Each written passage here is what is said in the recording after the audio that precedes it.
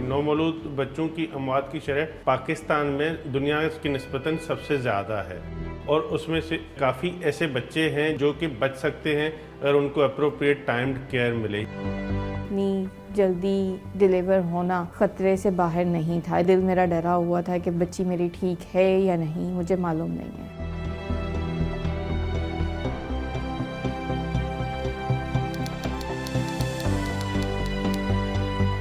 9th month जैसे अभी मेरे पूरे कंप्लीट नहीं हुए थे, तो मुझे खुद भी इस चीज़ में थी कि लेबर पेन हो रहे हैं या किस किस्म की तकलीफ़ है, पर वो लेबर पेन ही थे 7th मंथ स्टार्ट होने पर, जो कि बिल्कुल नॉर्मल नहीं है। पर डॉक्टर्स ने मुझे यही कहा कि अब आपका डिलीवर का वक्त है और उन्होंने मुझे डिलीवर रूम भेज दिया। लेबर रूम भेजने के 15 to 20 मिनट्स बाद बेबी मेरी डिलीवर हो गई। जैसे नॉर्मली बच्चे डिलीवर होने के बाद रोते हैं, वैसे मेरी बच्ची नहीं रोई।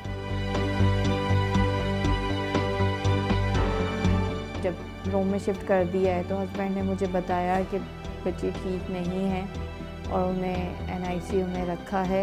उसके बाद भी उन्होंने हमें कोई जवाब नहीं दिया था कि बच्ची ठीक हो जाएगी या नहीं। पिछले साल सितंबर में इंडस हॉस्पिटल ने न्यूनेटल इंटेंसिव केयर शुरू किया।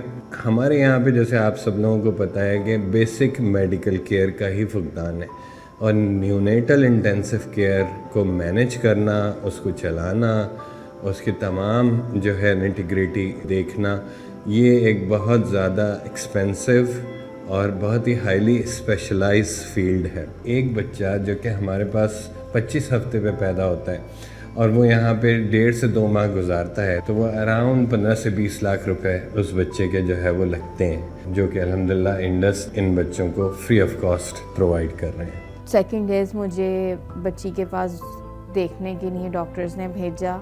जब मैंने इन्हें देखा तो ये बिल्कुल नॉर्मल नहीं थी, जिसे देखकर मेरा दिल बहुत ज़्यादा डर गया। और एक माँ का दिल जितना परेशान हो सकता है वो मैं परेशान इनके नहीं हुई कि इनकी इतनी छोटी सी थी, उसके बाद भी इन्हें तरह तरह की मशीन, सारी चीज़ें इनको लगी हुई थी। इन बच्चों को मॉनिटरिंग की ज़रूरत होती है। क्रिटिकल मॉनिटरिंग के बाद जाके ये बच्चे मैच्योर होते हैं। यहाँ से डिस्चार्ज भी मुझे कर दिया गया। 2 दिन गुजरने के बाद यहाँ से हॉस्पिटल से कॉल आई, मेरे हस्बैंड के पास अपनी वाइफ को ले आए, बच्ची की मदर को। जब यहाँ आके हम ऊपर आके हमने बात की है डॉक्टर से, तो उन्होंने ये कहा कि अब आप बच्ची के लिए आपको फीड की ज़रूरत है, आपकी बेबी के लिए, और आपको फीड आके यहाँ देनी होगी। पर फीड नॉर्मली मेरी बच्ची नहीं ले सकती थी कि OG उसे पास हुए पर मैं खुद फीड नहीं करवा सकती। उन्होंने मुझे फीड एक्सप्रेस करके इन्हें सिरिंज से कहा कि आप सीखेंगी, आप ये ट्रेनिंग लें हमारे स्टाफ से।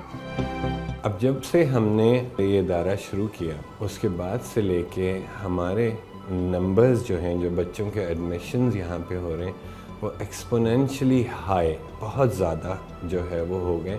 और ये एक हमारा चैलेंज भी है, क्योंकि हमारा जिस जगह पे इस वक्त हम काम कर रहे हैं, ये इस वक्त 20 बेड का न्यूनेटल इंटेंसिव केयर यूनिट है।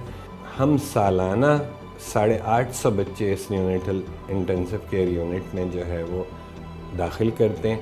अब हम एक premier neonatal intensive care unit हैं और हम इस वक्त वो तमाम थेरेपीज़ बच्चों को रिक्वायर्ड होती हैं जिनकी इन्हें ज़रूरत होती है, अल्हम्दुलिल्लाह हमारे पास इंडस में वो तमाम ज़रूरियात जो इनकी हैं वो मौजूद हैं।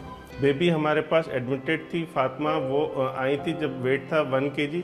अभी माशाल्लाह हमने छुट्टी की है, बगैर ऑक्सीजन के खुद से वो सांस ले रही हैं, हाथ पाँव चला रही हैं और दिल की धड़कन वगैरह सही है। कोई ज़्यादा सपोर्ट की उनको ज़रूरत नहीं, सिर्फ फीडिंग और टेम्परेचर मेंटेन रखना है। पेरेंट्स को घर पे उनको हमने डिस्चार्ज किया है। वो माशाल्लाह सही से मदर को ट्रेन किया था कि कैसे बच्चे को हैंडल करना है, कैसे हाइजीन का ख्याल रखना है।